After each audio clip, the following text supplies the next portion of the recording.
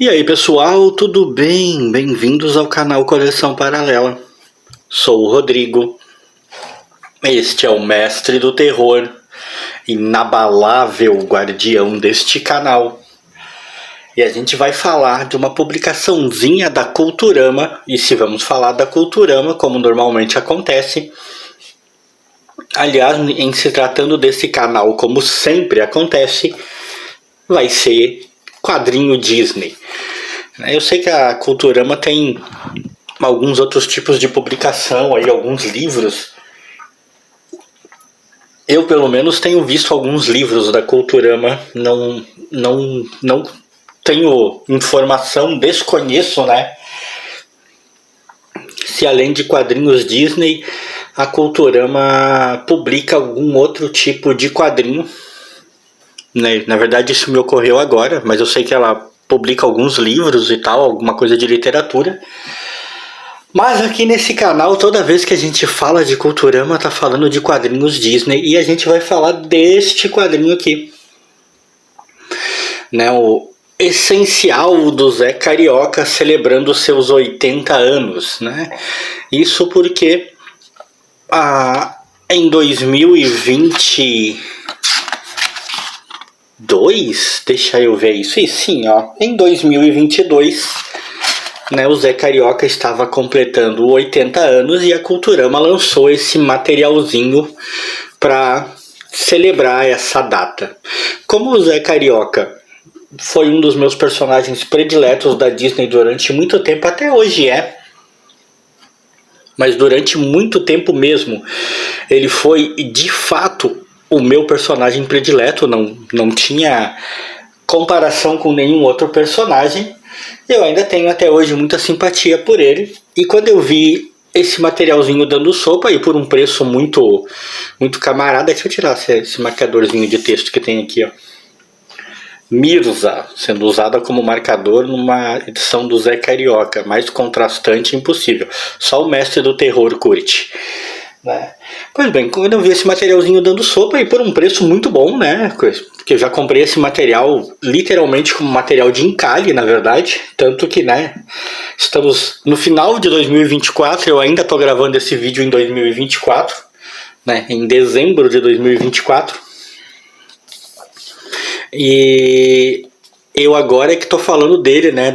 De uma edição na qual o papagaio completava 80 anos, né? Lá se vão 2 anos, agora ele já tem 82 anos. E é um materialzinho legal, cara, eu gostei. Tem um certo capricho gráfico, né, que a Culturama até que sempre tem. Aquele vernizinho que o pessoal gosta, a capa dura, né, até é num estilo formatinho, né, um pouco maior que o formatinho, na verdade, assim, ó. Vamos comparar com essa edição do Super-Homem aqui, né, um pouco maior que o formatinho. Mas é uma ediçãozinha bastante simpática, eu diria, e que cumpre aquilo que se propõe, né? Aqui dentro, basicamente, né, como eles falam ali, né, o essencial do Zé Carioca. Então tem um apanhado de material do papagaio atravessando várias épocas, né? Vários anos da carreira dele.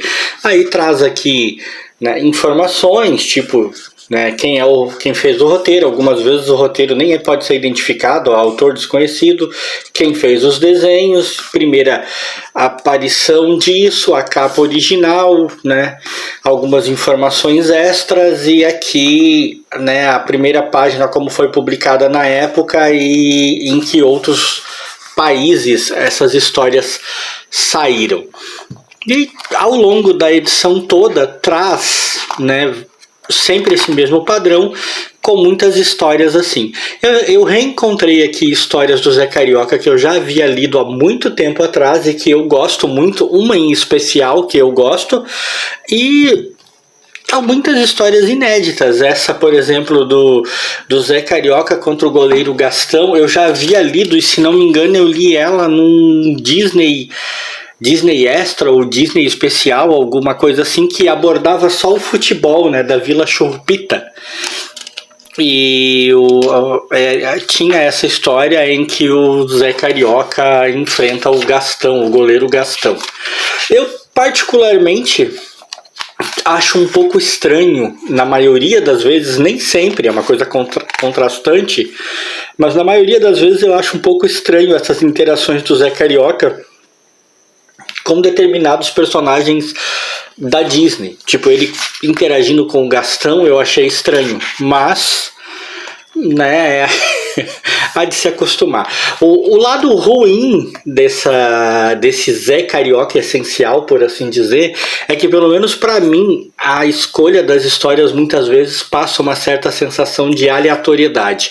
É difícil para você que leu o material, tipo assim, que já leu um determinado número de histórias do personagem, no caso do Zé Carioca, você não pensar em várias histórias que você achavam que eram melhores que as que foram escolhidas aqui para estar aqui. Né? As escolhas às vezes parecem um tanto aleatórias, como se as histórias não tivessem qualquer ligação entre si, a não ser o fato de que são todas do Zé Carioca, mas ao mesmo tempo é um pensamento, né, que não tem muita razão de ser, já que elas realmente só precisam ser histórias do Zé. Isso é o que elas têm que ter em comum, né? É uma edição temática, mas a temática é as várias épocas, as várias eras do Zé Carioca. Então, é uma sensação que eu tive, que talvez muita gente não tenha. Aqui segue o padrão, né? Eles trazem sempre o roteiro e o desenho. O Zé Carioca foi um dos personagens, provavelmente, que mais teve produção nacional, né? Mais teve histórias escritas aqui no Brasil. Aqui ele está interagindo com o professor Pardal, por exemplo. E aí aqui temos coisas que eu achei bem interessante, primeiros esboços do Zé Carioca, quando ele foi criado, lá nos idos, né? E a gente percebe também, quando começam a entrar em voga as histórias 100% produzidas no Brasil, você começa a perceber a diferença de pegada entre as histórias originais, né, que vinham... originais, aspas aí, que vinham lá dos Estados Unidos em sua maioria, com as histórias produzidas no Brasil, desde a arte até o desenho, né, que a arte até o desenho é ótima, né, desde a arte até o roteiro, né, que o roteiro começa a ter umas pegadas mais abrasileiradas, mais com histórias com humor mais estilo do Brasil mesmo, e um humor mais escrachado, vamos dizer assim, com piadas muito nacionais, né? Piadas muito regionalizadas, porque piadas que funcionam muito bem, provavelmente, só aqui no país, enquanto as histórias lá de fora não têm essas características, obviamente. Mas sempre tem a capa aqui, né, pessoal? Há um gigantesco número de capas do Zé Carioca, que o Zé Carioca não está na capa. Aqui tem a revista aponta o fato de que muitos personagens, tipo primos do Zé Carioca, foram criados, né? Zé Pantaneiro, Zé isso, Zé aquilo, seriam os primos dele, que esses personagens fizeram muito sucesso na época. Eu particularmente não gosto muito dessas ideias, dessas temáticas, né? Mas parece que na época fez bastante sucesso. Há também, a revista conta também o fato de que durante um tempo o Zé Carioca não tinha histórias próprias produzidas no Brasil, e a Abril precisava de material do Zé Carioca para publicar, porque estava fazendo sucesso e queria manter a revista funcionando e tal. Então eles começaram a pegar histórias de outros personagens e substituir o personagem pelo Zé Carioca, o que, é claro, causou uma certa confusão, porque começou a ter muitas histórias do Zé Carioca, por exemplo, em Patópolis, interagindo em situações e com personagens que normalmente ele não iria interagir, né? Coisas assim, né? E essa infinidade de capas de revistas do Zé Carioca que não tinha o Zé Carioca na capa também. Esse material todo aqui é material produzido no Brasil, tá? Todo material 100% nacional. Você já percebe pelos desenhos, a pegada, né, aqui, ó, Tá vendo? Ivan Steinberg, desenhos Renato Canini. Há uma outra curiosidade, essa eu não sabia, né? Eu tô folheando devagarinho aqui, pessoal, e falando, né? Uma outra curiosidade que eu não sabia é que, na verdade, pelo menos na Abril, pelo menos dos primórdios da publicação da revista, eu não sei se depois isso mudou, mas não existe uma Zé Carioca número 1 da Abril, né?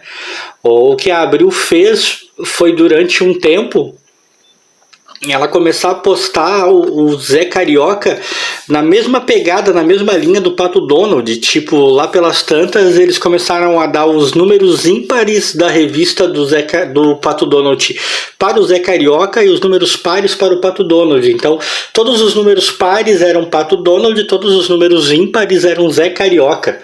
Só quando o Zé Carioca ganhou revista própria foi que ele começou a ter edições com o número par, e eles deram simplesmente continuidade na numeração.